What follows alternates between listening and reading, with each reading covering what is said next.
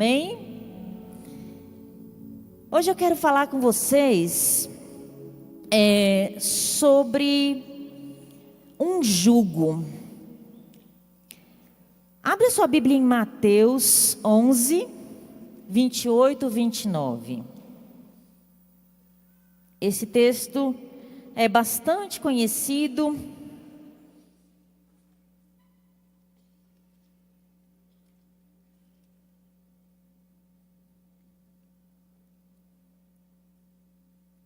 Espera aí que eu não estou muito crente aqui, hein? Mateus 11, 28. Venham a mim todos vocês que estão cansados e sobrecarregados, e eu os aliviarei. Tomem sobre vocês o meu jugo e aprendam de mim, porque eu sou manso e humilde de coração, e vocês acharão descanso para a sua alma, porque o meu jugo é suave e o meu fardo é leve. Se Jesus falou que existe o jugo dele, é porque antes de você chegar a ele, existem outros jugos que o inimigo coloca sobre nós. E hoje eu quero falar sobre um em especial, que é o jugo da culpa. E o que é jugo? Jugo, no sentido literal mesmo, é uma peça de madeira que é colocado, nas costas de um animal, geralmente um boi, para que ele e um outro animal caminhem na mesma direção, no mesmo passo, para realizar os trabalhos. Ou então é essa peça de madeira que fica sobre um animal e vai ter alguém guiando essa peça, para que o animal ande e trabalhe, em determinada direção e não seja livre, não vá para onde ele quiser. E isso é um jugo espiritualmente. Por que Jesus falou de jugos? Porque o inimigo, ele coloca jugos sobre você, pesos sobre você, para te fazer andar no mesmo compasso dele. Satanás quer que nós andemos no mesmo compasso dele. E a culpa, especialmente, é um jugo, porque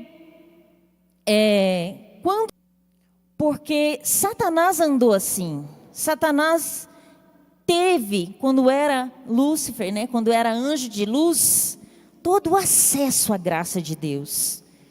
Mas ele decidiu não usar. E ele hoje não tem mais direito a essa graça, a se arrepender. Mas nós temos.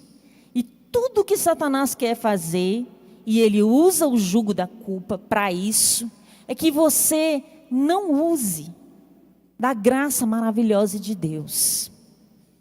E eu não estou querendo dizer que você vai viver a sua vida, fazer tudo o que você quiser, e não tem culpa, não posso viver me culpando, então está tudo bem, está tudo pago, está tudo de graça. De jeito nenhum estou querendo dizer isso, muito ao contrário.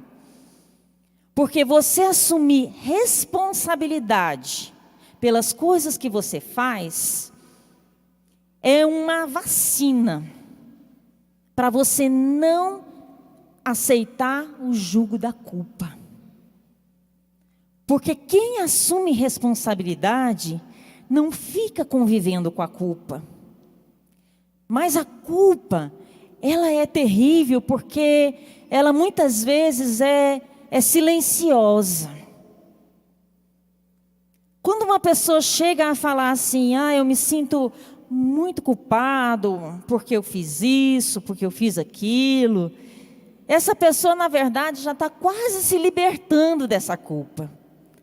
Mas eu tenho visto muitas pessoas que não vão para frente, não estão encontrando o que Jesus falou aqui, descanso para suas almas, porque elas vivem com culpas que elas nem mesmo admitem, elas nem mesmo percebem o quanto aquilo está pesando sobre elas.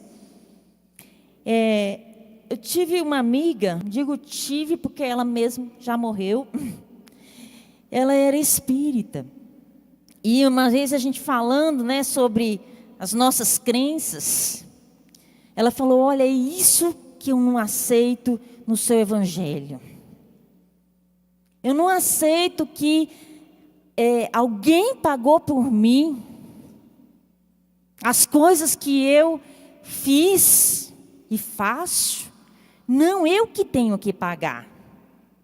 Porque é o que eles acreditam, né? Que eles voltam em outras vidas e você vai pagando, se redimindo das coisas erradas que você faz. E ela falou, não, eu prefiro assim. E a mentalidade do homem, ela é muito assim. A gente preferir pagar. Cabe mais na nossa mente humana isso. E o amor de Deus é tão grande que às vezes não cabe. Então nós precisamos trabalhar isso em nós e sacudir esse jugo, o jugo da culpa. Vai em Mateus 26, vamos ver os 51 e os 52.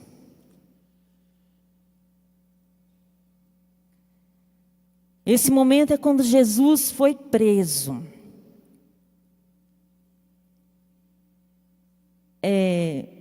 E eis que um dos que estavam com Jesus, estendendo a mão, sacou da espada e golpeando o servo do sumo sacerdote, cortou-lhe a orelha. Quando foram prender Jesus, um discípulo pegou a espada e cortou a orelha de um dos servos que estavam ali acompanhando o sacerdote.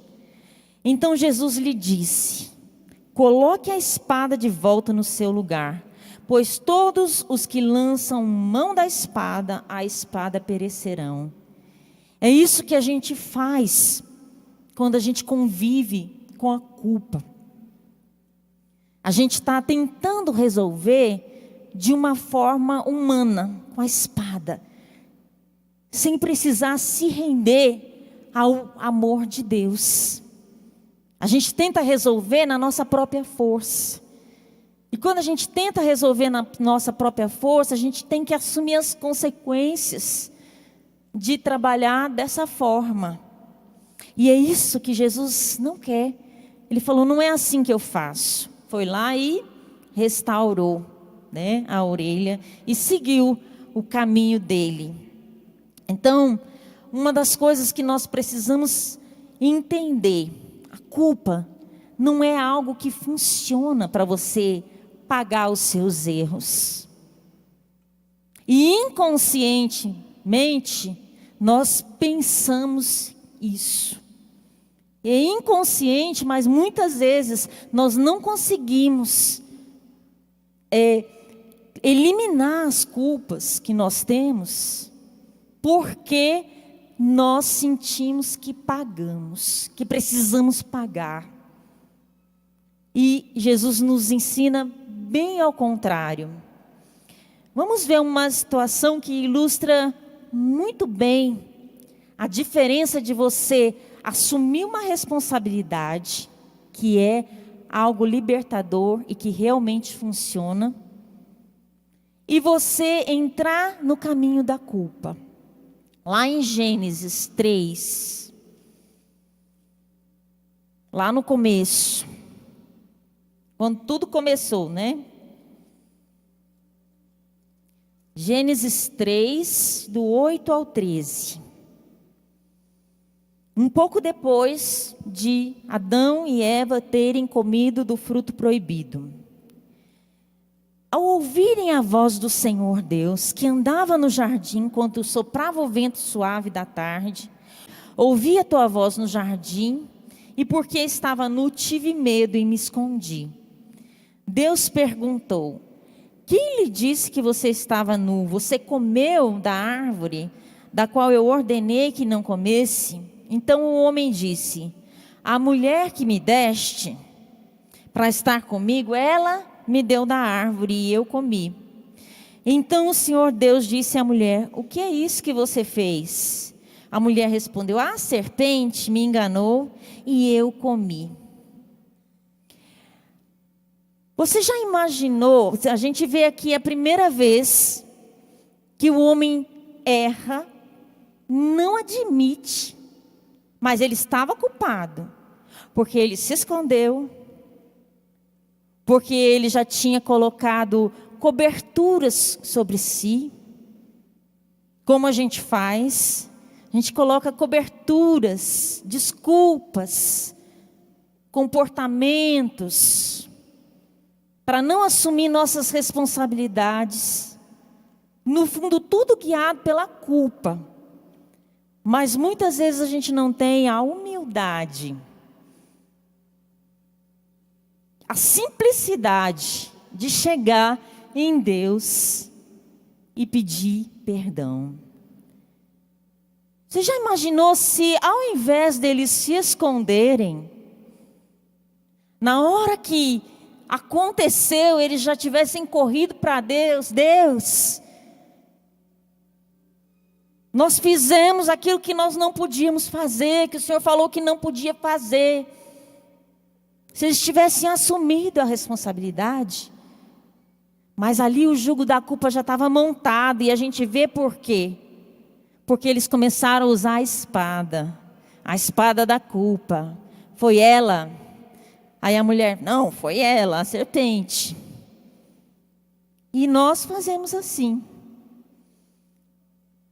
Nós não assumimos responsabilidades e ficamos jogando para as circunstâncias, para as outras pessoas, as nossas culpas. Só que você joga, mas a culpa não sai de você. Porque a culpa só sai quando você assume a responsabilidade, reconhece e tem a humildade de receber a graça de Deus. Quanta confusão teria sido evitada, né? Ou então, quando Caim matou Abel, e Deus chega para ele e fala: o que você fez? Não, quando Caim percebeu que a oferta dele não foi aceita por Deus, ele podia ter chegado em Deus e falado: eu fiquei triste, eu fiquei magoada, eu queria saber o que eu fiz de errado. E Deus falaria para ele. Mas ele não teve coragem de assumir: fiquei com raiva de Deus. E nem assumi: eu dei de qualquer jeito minha oferta. Então ele foi jogando, usando a espada da culpa. E ele culpou o irmão, culpou Deus, culpou o irmão e deu no que deu. Mas se ele tivesse assumido e falado claramente, ele teria evitado o derramamento de sangue, a solidão depois que ele ganhou como maldição, que seria sempre solitário, errante, nunca teria um pouso. E é isso que Jesus falou: o jugo faz você não alcançar descanso para a sua alma. E às vezes a gente nem percebe que está com esses jugos. Porque a culpa, ela pode ser por algo que você fez. Mas ela pode ser também por algo que você não fez e acha que deveria ter feito. E ela pode ser também por missões que você recebe dentro da sua família. Ou recebe no casamento, por exemplo. Falei com o pessoal do saque, né, dos casados. Como a gente às vezes faz os votos de casamento e fala, eu te prometo, e promessão impossível. E às vezes a gente abraça missões impossíveis. Às vezes você não vai para frente nas suas finanças, por exemplo, porque você tem até medo de falar que você está prosperando diante da sua família que não está. Para não escutar, agora que você está por cima, esqueceu da gente, esqueceu dos pobres. Porque a gente escuta muito isso, né? Você está aí, está progredindo, está pagando um preço. E algumas pessoas não conseguem ver a sua alegria. E você, por um lado, está lutando, mas por outro lado, aquilo dói. Porque você sente que tem a missão de ter que levar aquela pessoa junto, mas essa não é a sua responsabilidade. A culpa vem por coisas que nós achamos que temos que ser. Elias, o profeta Elias, ele pensava que ele tinha que ser perfeito. Porque ele era o homem de Deus da época. Porque ele trouxe fogo do céu. Mas no momento que ele se sentiu fragilizado, de fraqueza dele, ele pediu para Deus, Deus tira minha vida, porque eu não sou melhor do que meus pais. Ele não queria ser fraco. Mas todos nós temos fraquezas. Todos nós temos erros. E às vezes nós não aceitamos essas coisas. E quando você não aceita, o jugo da culpa vem sobre você. E aí você começa a usar os recursos da espada. Tentar resolver da sua forma, tentar pagar. Inconscientemente fazendo mal para você. Às vezes a gente estraga um relacionamento. Tá tudo bem, de repente você começa com um ciúme. Ou você começa com relaxar no cuidado um com o outro. Ou você resolve que não vai mais perdoar. Ou você trai para estragar. Você já teve uma briga assim, quem é casado aqui com seu marido, com a sua esposa, e depois você nem lembra o motivo, foi horrível a briga, você não lembra mais o motivo? Eu já tive várias. Que quando eu for pensar, gente, por que nós brigamos mesmo? Não sei, deve ser culpa dele, claro. E assim é quando a gente faz com o cônjuge, você estraga e você nem sabe por que você fez aquilo. Você nem sabe porque você começou a agir daquele jeito. Tem talvez um conceito, tem um jugo da família, tem uma fidelidade.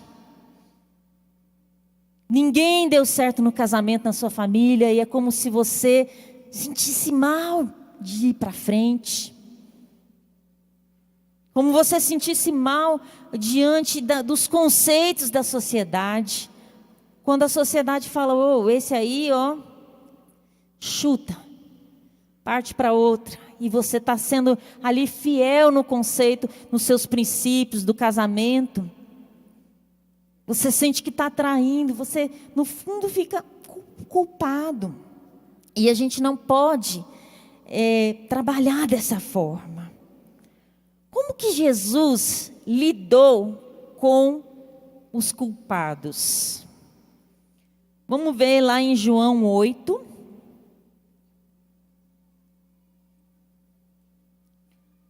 4 ao 11.